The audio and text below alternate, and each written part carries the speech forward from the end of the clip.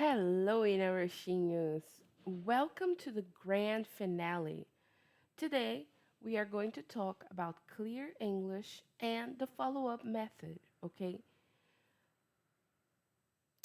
It's very important to understand that you don't need to be a C1 advanced student proficient to actually get an international job, okay? Recruiters don't want Shakespeare, they want clarity. Today, in our final lesson, I've decided to show you how to fix the top two mistakes the intermediate speakers make. And then I will give you the ultimate tool, okay, which is the follow up email. Let's first talk about the time trap, okay? So, present perfect versus present. This is exactly the number one mistake that Brazilian candidates make, okay? When a recruiter asks about your current job, you translate directly from Portuguese and say, I work here since 3 years. But that is not right, okay? Be careful. In English, if an action started in the past, it continues today and continues today, you cannot use the present tense. You must use the present perfect, okay? Because it connects the past to the present.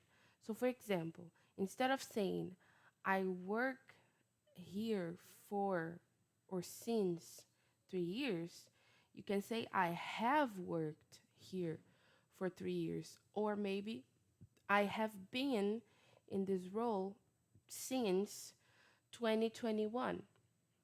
If you use have worked correctly, the recruiter immediately thinks, okay, solid English, good enough, let's continue. Present perfect is one of the most important structures in English, okay? Not the most, but one of, okay? The strategy two, upgrade your action to action verbs, okay? Because the mistake number two of Brazilian candidates is relying too much on the verbs do and make. I did a project, I made a report, I I did the team organization, blah blah blah. It's not wrong, but it sounds like very basic. And sometimes you want to diversify your vocabulary. For example, we need to upgrade the action verbs to from I lembrei. I did a project to I managed a project. Managed, which is an action verb. I made a new system to I created a new system. I helped the clients to I supported a client. Okay, so these simple verbs, these simple switches can make your English sound more professional, clean, and confident. So, one of my first tips for you is to study action verbs that can be uh, interchangeable or can be a substitute for made and did. Now, let's let's understand the bulletproof follow-up email. Basically, a follow-up email is the email that you send after like 20, not after, but within, within 24 hours um, after your interview, basically. So it's the thank you email. It's the thank you for your time email. Yeah. So it proves that you are polite and genuinely interested. The bulletproof email consists on a very visible structure. The greeting, which is like dear fulano, never hey, never hello, never hi. It's very formal. So dear fulano. The thank you, which is thanks for your time today. Yeah? The connection. I really enjoyed learning more about this project or this role that you are applying to. The connection. No, the connection eu acabei de falar. The close, the end of the email. I look forward to hearing from you regarding the next steps. So you want to know what are the next steps for you to be hired. You are interested in the job, you are showing interest. Okay, keep it short, keep it simple, and double check your spelling, which is very important so you can write correctly. And if you have problems with writing, it's very important that you practice. But you do have a tool that I'm going to give you this tip today.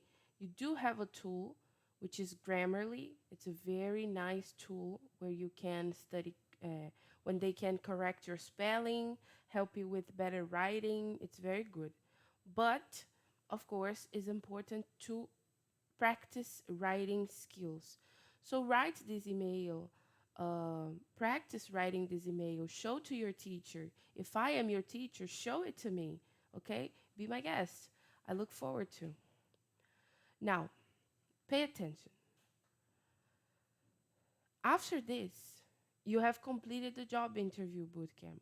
You have completed and you have been, if God allows, and if the job is for you, you have been hired. You are now working at your dream job, dream culture, etc. Remember, your English does not define your intelligence, okay? English is very important. I am here to teach you that. I am here to teach you the steps, how to behave, how to use English in your favor. But if you forget one word or another, they know you are not international. They know you are not a native of their country. You have you need the basic, you need the intermediate, but you don't need the upper advanced C1 proficiency native speaking level. You just need to be confident and practice. Practicing is key, okay? Practice in front of the mirror to go and get that job, okay? I hope you really, really liked this lesson. And don't forget to proofread your email. And let's recap.